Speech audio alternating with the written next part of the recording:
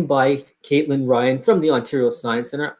I'm a researcher programmer here, and there's Caitlin over here, a wonderful host from the Ontario Science Centre. And we are so happy you could join us because we are going to show you some magical things. Paperwork.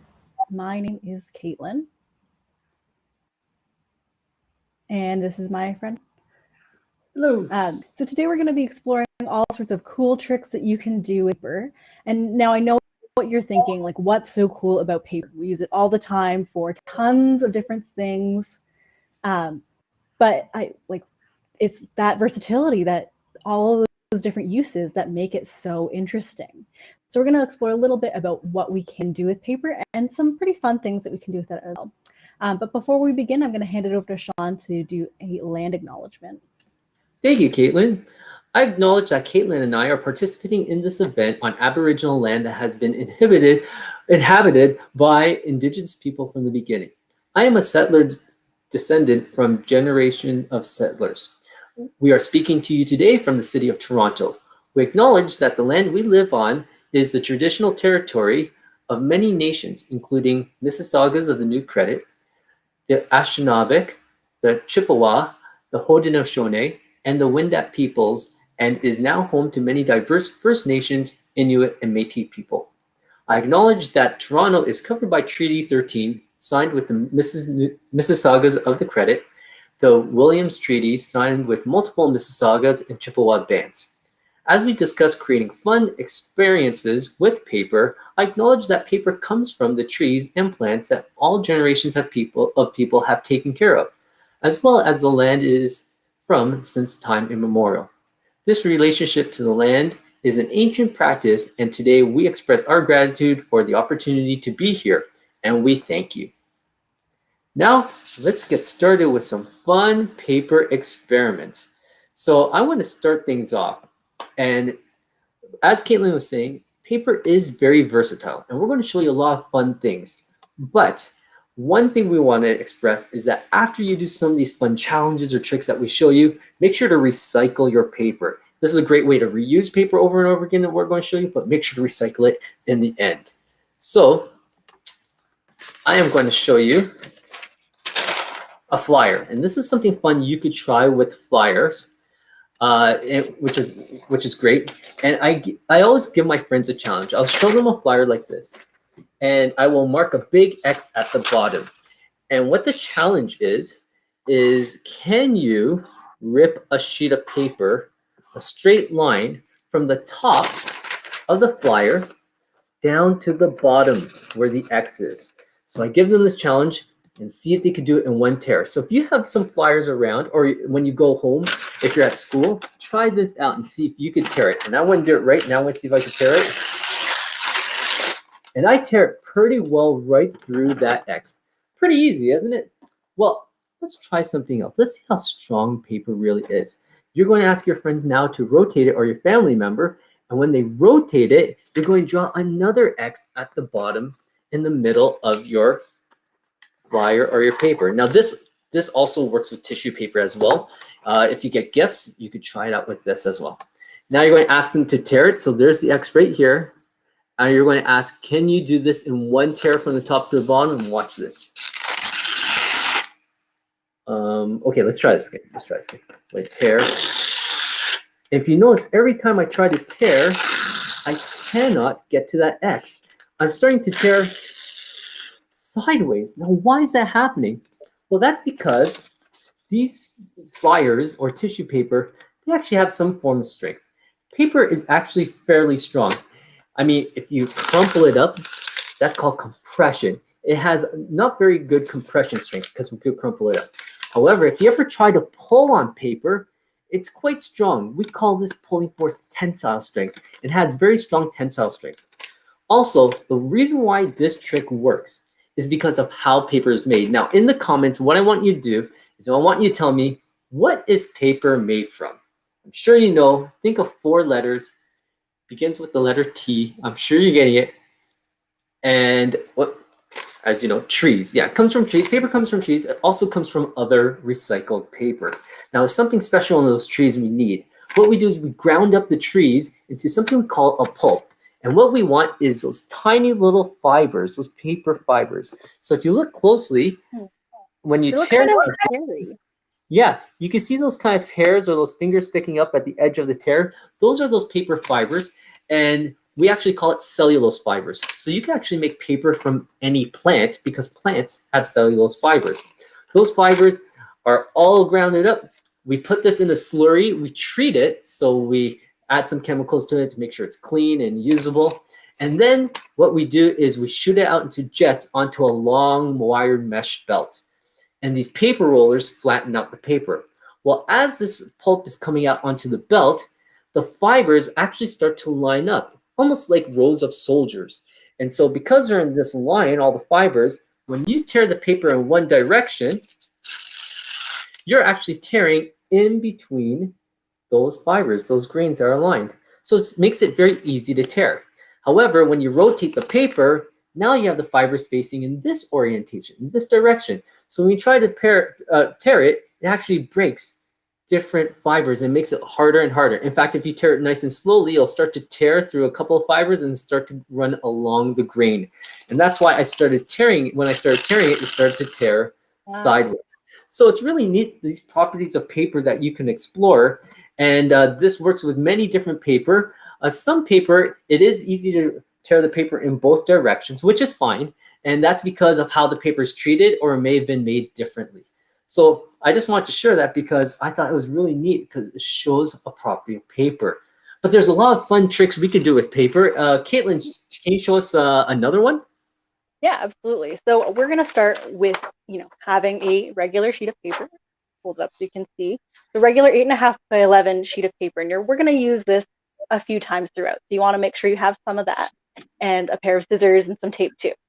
So for this, I'm going to just make something really quick. I'm going to make some jewelry. And I'm just going to do a cut about 2 or 3 finger widths across all the way down the length of my paper. 2 finger lengths. Just like that. So I've got a nice long strip here. And next, all I'm going to do is make a little loop and tape that shut. Now, as you're doing that, I'm going to do the same thing, but we're going to make it a little bit different. So as you saw, Caitlin was making the loop like this. And the orientation, we're going to learn this word, orientation of the paper is upwards because the loop is that way. What I'm going to do is I'm going to take one end and I'm going to rotate it. So now I introduced a half twist. So now my orientation went from up to down, and I'm going to tape that together. Let's see what happens. All right. So now what we're going to do, actually both Sean and I are going to do this, and you can try this out yourself as well. We're going to cut halfway through our loop. So one way to do this is to make a little pinch and then to cut all the way along the middle. So what do you think will happen when I cut all the way through? And what do you think will happen when Sean cuts all the way through his? Just write it in the chat below because we'd love to see what you think will happen. And this is fun to do. If you get a chance, you can follow along if you've already made your strip of paper. If you haven't got the chance, make sure to rewatch the recording so you can try this experiment out. Yeah, absolutely. All right, so I'm going to make my last cut, and I will end up with, as many of you have guessed, 2 loops. Pretty basic, very straightforward. You could use these as bracelets, maybe get fancy in earrings, or if you get really fancy, you can actually turn 2 loops into a picture frame for something that you've drawn, because of course we use paper a lot of the time for our artwork. So here's mine. I made this frame out of 2 loops. Maybe you can try that at home yourself. That's your challenge for today. Well, that's lovely. It looked like a wonderful sunset. Thank you. So now I'm cutting my paper that we changed the orientation from. And what do you think is going to happen when I complete the cut? Now, when we cut it with your paper, we got those 2 loops. I wonder if we'll get 2 loops and they'll be different in some way. So I'm going to open it up and we got 1 loop. That was not what I expected. No, I expected. You think when I cut along it around the center, just like yours, we've got 2 loops and we got 1 loop. In fact, this is really neat because what we created when we created the half twist was something called a Mobius strip. And a Mobius strip is really, really neat. And it's a cool mathematical shape. And by changing that orientation, when you cut along this line, you get this result. But let's create another shape. And Okay, what's I've got another another strip here. Yeah, oh good. And So what should maybe I you do could next? show us. Yeah. Okay. So So go ahead, Sean. oh, no problem. So what I want you to do, Caitlin, is I want you to take yours. And remember the orientation was up for the first one. This Right. time I want you to flip it once so the orientation is down. And then flip it again so that you return back to that up orientation. So you're going to do a full Okay. twist. So this is interesting. It looks kind of like a curl almost. So Yeah, it that's looks like a very curl. different from what we looked at before. Yeah. All right. So what do you think will happen now if I cut through this, just like we did before? Let us know in the comments. Yeah. Now I had one comment. Didn't get how we made the loops so that I made. So let me just show you how I did my loop once again. So I went to cut another strip of paper just to make sure I could show you. And so once again, you're going to take, to make the Mobius strip, you're going to take your paper. You're going to create a loop, but before you tape on that loop, just take one end and rotate it upwards, put it together, and then you tape it together. And then what you're going to do is just cut along the middle, and you'll get that one loop that, like I showed you before. All right. Now with mine, I had to rotate it twice. So it was up and then down and then up again. So let's see what happens with this final cut of that double twist. And it is something that I wasn't expecting. So both of my loops, I have two loops, but they are both twisted and they are joined together. I hope you can see that. They're linked together like They're two completely rings. linked. Yeah. That's incredible. That seems so magical. And so for our viewers at home, I encourage you to do that. Maybe introduce 3 twists. Or Caitlin, what else could they do with those paper? Maybe they could cut the loops. Yeah, you could cut the loops. You could try to make the frame like I suggested before. There's lots of different crafts you can make. You could even try to use these to make like different sculptures too, or decorations if you've ever made those loops of strings of paper. Yeah, Those are absolutely. always so much fun. And I've actually seen professional magicians perform this actual trick in their shows. They'll have pre-prepared loops in advance, and then they'll have the spectators cut the loops, and one will be a chain, one will be one loop, and then you'll have the 2 loops at the end. So that's fascinating. That's so cool. Caitlin, do you have more things you could show us that you could do with paper? Actually, I have another challenge for you, Sean. Okay, so I want you Sure. to take one of your regular sheets of paper, and I got want you to try to pass your whole body through the sheet. Can you do it? Wait. Let me cut a giant hole in here that I could fit my body around my body. I mean, if that's how you're going to do it, give it a try. We'll see what happens. And for our viewers, see if you could do it as well. So I'm going to try to cut the biggest hole in this paper. Now we're using letter paper, which is your 8.5 by 11-inch paper. I'm going to cut a very thin, tiny border around here. And I know I can fit myself around this. I'm quite flexible. Okay, we'll see. Now, someone asked, we are using regular paper, and someone asked, why is the paper that we are using white when trees aren't white? And I think that's a really great question.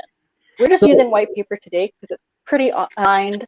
Lots of people have access to it, but you can get paper in lots of different colors. And the reason for this is just that we dye it.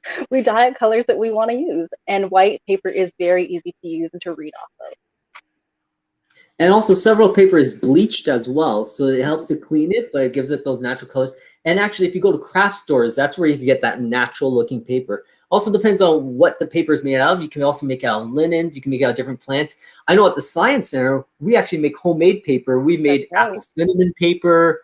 We made paper out of even crayon wax and pulp. Like, it's really cool. Like, we add the crayon wax after, and you get a really cool effect, or glitter, all sorts of stuff we'd like to add to our paper.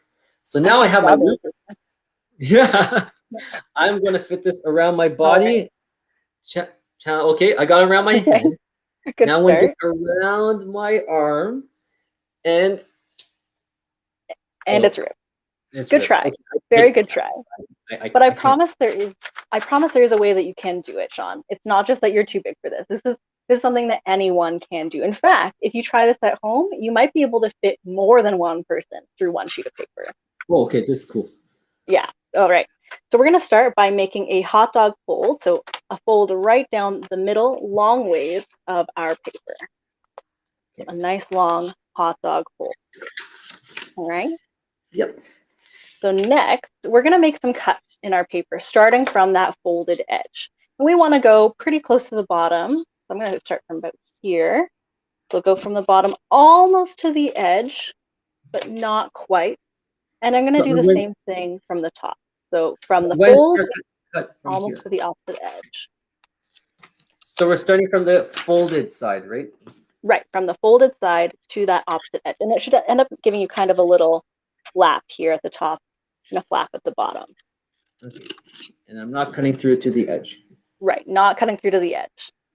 Perfect. All right, so next we're going to cut along that fold. So all the way up our fold so that we open that up in the middle. But we are not going to cut through where we cut before. So it's just the in-between part along the fold. So I'm coming from one cut that we made to the other cut we made along this fold. Yep. Right. And it should give you something that's kind of like shutters. We're playing peekaboo. See? Awesome. Okay, good. So from here, we're going to now start doing zigzag cuts from the other side. So we were cutting before from where it was folded. Now we're going to cut from the other side where you have the flaps that you cut originally. So we're just going to do the same thing that we did before, cutting from the edge almost all the way to the other edge, but not quite, so you make more of these flaps. And then we'll alternate which side we're cutting from every time so that you get a zigzag. And you may notice as we're going along that everything is going to start to droop and start to fall down and get longer and longer. And in this way, you can kind of start to see how this is already much longer than the paper that we started with. So you might be able to start to see how we can actually fit our bodies through one sheet. I'm almost done mine here. I'm just going to do one final cut. It's pretty cool. All right, let's see. Okay, so we all have something like this. It's pretty long, pretty zigzaggy. And let's open it up and see just how big this got. I can definitely put this over myself. All right, you try now, Sean, too. Let's see. Did you rip it? Oh, no. It fits right around my body. Wow. Could wear it as a belt even. New belt, like you said. That is so cool. So if you're doing this, oh, my pleasure. So if you try this, maybe try to challenge someone. See how many people that you can fit into one loop, and try to see if you can do more than maybe your cousins or your friends. This would be a fun Zoom challenge to do. Absolutely. Have everyone have a sheet of paper and see who could cut that hole, go around. And as you said, maybe try more cuts, and that might help you out as well. And I think it's neat that we didn't change anything about the physical properties of the paper. Yeah, exactly. We didn't tape anything together. We didn't stretch it, right? Because we can't stretch paper. All we're really doing is changing the shape of it. So we have the same amount of paper that we started with, 8.5 by 11, so same amount, same area, but what we're doing is changing the perimeter to make it long instead of wide. That is so cool. Thanks for showing us that. Actually, there's something else I want to show people, because I know we're doing a lot of things with paper, but we don't want to just stick with that white paper. We did do something with flyers. I thought we could do something else with maybe money, which in Canada used to be made out of paper. It is now made out of plastic. But in other countries, like the United States, they still use some paper in their use paper money. And so I thought this was a fun trick I learned. You can do this on a sheet of paper. And what it does is involves a face. So if you don't have any money, you could just cut a rectangle or a square and draw a face on this. And what we're going to do is we're going to create emotions with the face. Yeah, just like yours. It looks so cute. Thank you. So I have a $5 bill. because we are in Canada, and that is Sir Wilfrid Laurier, who was a prime minister in Canada on our $5 bill. And if you look at his expression, Caitlin, can you tell me, is he happy? Is he sad? What kind of expression does he have? Kind of neither. It's just very like straight, very serious, but not upset and not happy either. Yeah, he looks focused. I mean, he's focused on this Facebook live, this live stream and what we're doing. So I want to make him smile, hopefully, and I want you to try this at home. So what we're going to do is we're going to do 3 folds. And if anyone likes to do paper folding, origami, you probably know many different folds. We're going to do something called a valley fold and a mountain fold, and I'll show you what those look like. So the first fold we're going to do is going to be along the middle of his eye and one corner of his mouth. The second fold is going to be along the middle of his face, so right through the middle of his nose and the middle of his mouth. And the last fold is going to be along the other eye, the middle of his other eye, and the other edge of his mouth. So 3 folds, bing, bang, boom, right there. So the first fold, you're going to fold back, just like that. The second fold, you're going to fold inwards, just like this. Crease it tight. Now, if you are using Canadian money, it's plastic, you might want to make those folds nice and tight. It may require you to do a couple of rubs just to crease it. The last fold is going to be back again. And it might have been a little bit hard to catch, so just make sure that you rewind this in the recording if you're rewatching the recording so you can get it as well. So now we have those 3 folds. And remember I said about mountain and valley folds. So if we look on the side of the paper, you can see it kind of looks like a mountain. Yeah, that's why it's called a mountain fold. Or if we flip it around, it looks like a valley, just like that. So let me see if we could get our friend to smile and have a good time. So he's got like a little smirk. Yeah. I think he's enjoying himself. Now, after the event, he may be like this. A little bit upset because we're doing. But you know, like I said, you can always go back and watch it and enjoy and try this out again. So it's almost like we're manipulating the expression on Sir Wilfrid Laurier's face, which is really fun. So you can make your paper move just like yours, Caitlin. Yours worked very, very well with that smiley face. You see the smiles, so and as always. But yeah, he definitely changes his expression a lot. And this is so much fun. I mean, try this at home. What this shows is that we're changing perspectives by creating those folds.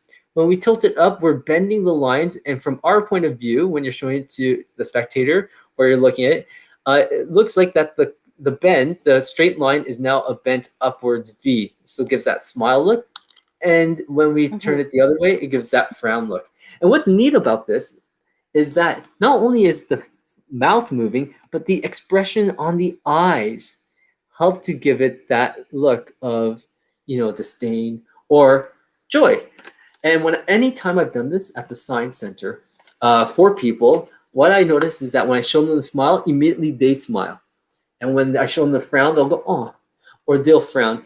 And I think it's just because inherently, you know, we're empathetic beings. Like we share emotions. So I thought this was a fun one to share with others.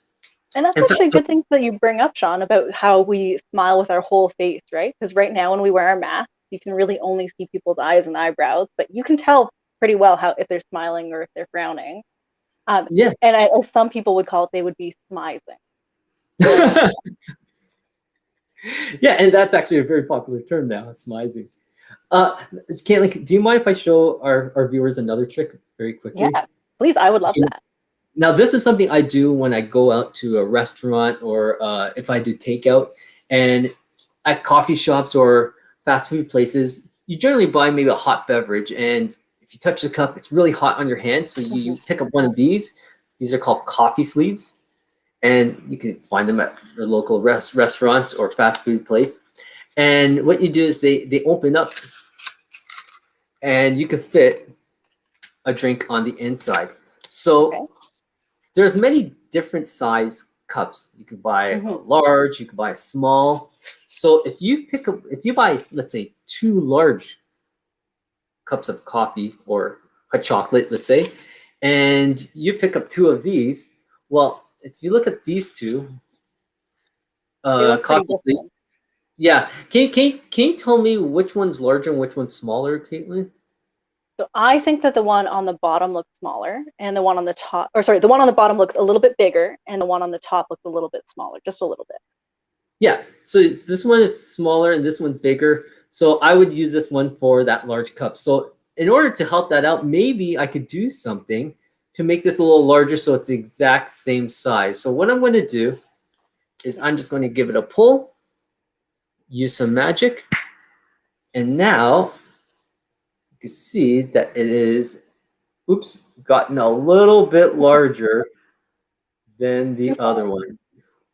Okay, I think I can fix this. Let's see if I can make them the exact same size. Okay, I'm going to take this one. I'm going to give it a little bit of a pull, snap my fingers, and watch this, Caitlin.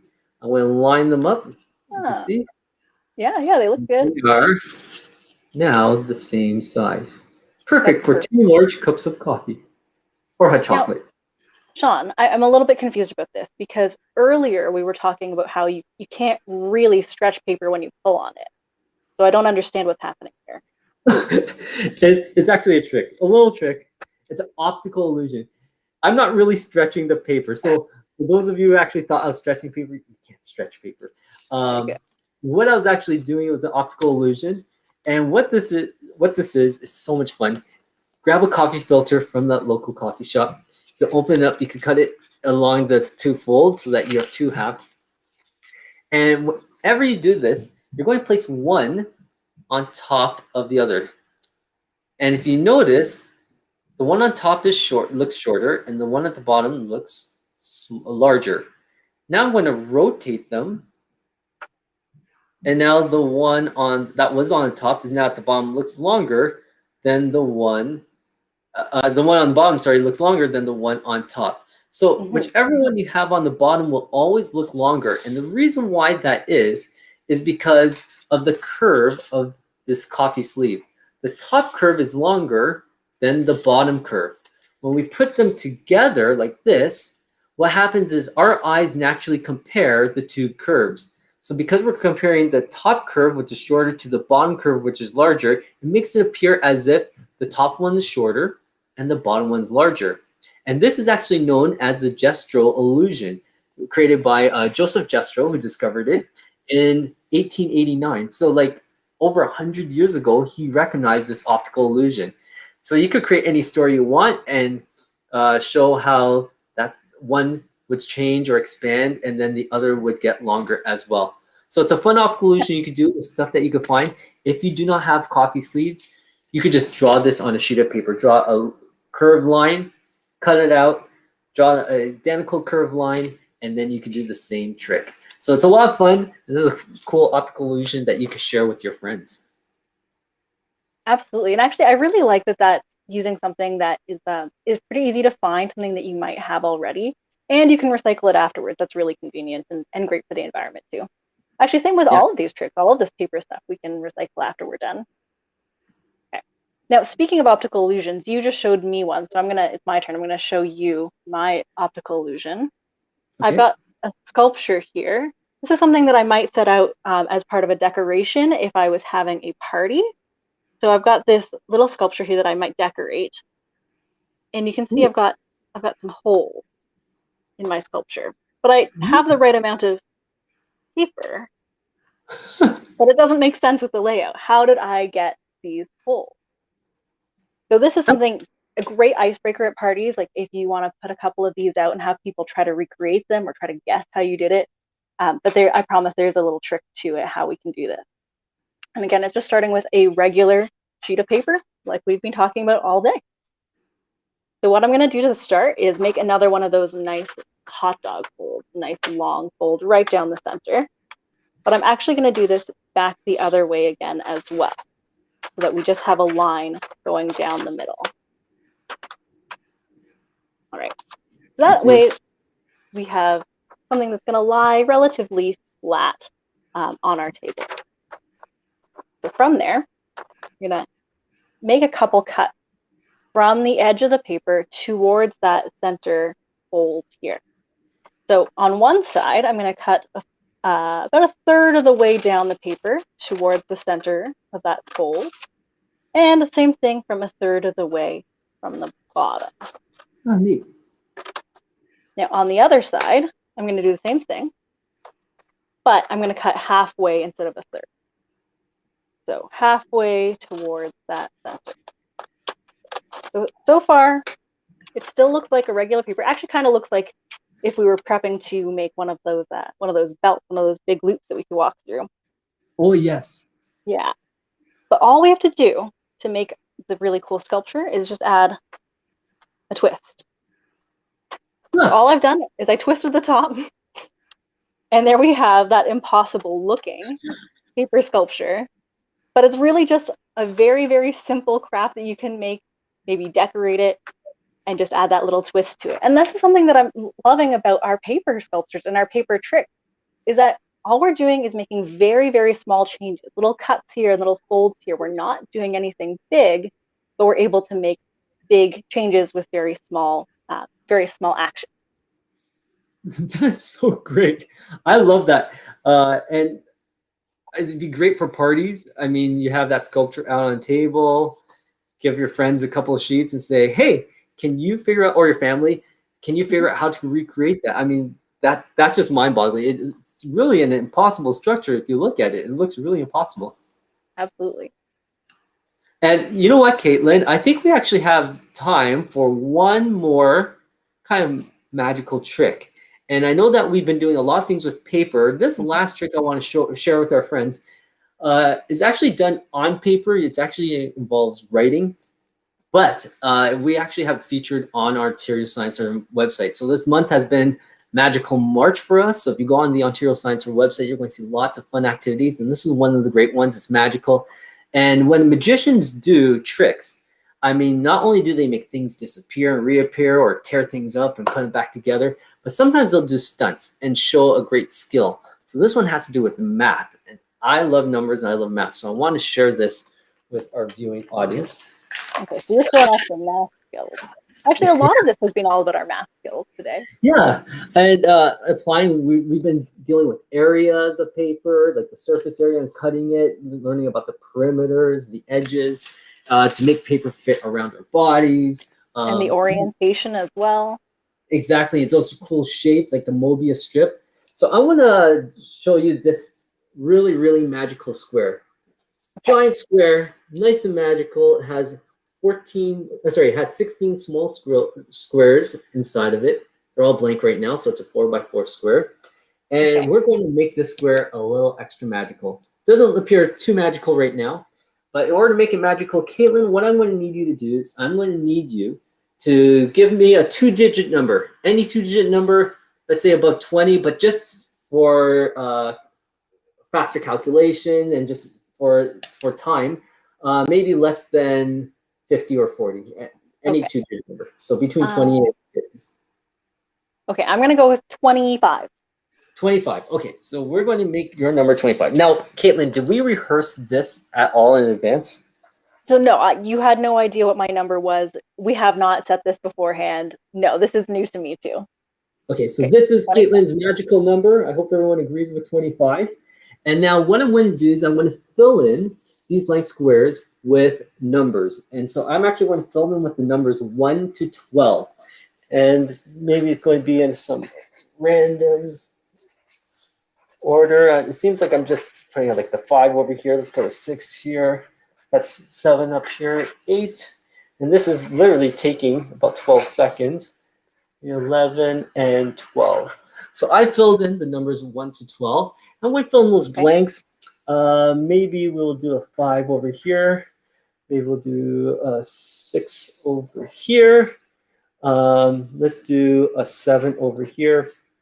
Actually, let's do a 6 down here. And I'm going to make this a 4 because the number 4 actually got a little left out right there. 4. And there is, yeah, let's make it 4. So there is our magical square. Now this is called a magic square because we're going to show you where the magic is. I hope you can see this properly. If we take the top row, the numbers of the top row, the 4 numbers, and we add them up. So we add 11 plus 8, which is 19, plus 1, which is 20, plus 5. We get the number 25. 25. Magical number. And so this is the first summation. We call these summations. So let's take the second one. So if we take 2 plus 4 is 6, plus 12 is 18, plus 7, that's 25. It adds up to 25. So if we actually take the next two rows and add them up together, they actually also equal to 25. That's so cool. Isn't that neat? But we could take it one step further. Not only do the rows across add up to 25, but let's check out the columns going down. So let's take this column over here. 11 plus 2 is 13, plus 7 is 20, plus 5 is 25. Let's take the next column over here. So we have 8 plus 4 is 12, plus 13 is 15, plus 10 is 25. And in fact, if we go down all the columns, they will all add up to 25. So we have 8 summations where it adds up to 25. Now, many of viewers at home are probably wondering, does it stop there? What about the diagonals? What about going across here and here? Well, let's try it out. We have 5 plus 12 is 17, plus 3 is 20, plus 5 is 25. You go down this diagonal here, we get 4 plus 6 is 10, plus 4 plus 11 is 25. A total of 10 summations. And let's take it another step further. Let's take it another step further, because I know people are looking at it and trying to find patterns. What if we looked at the corners? No.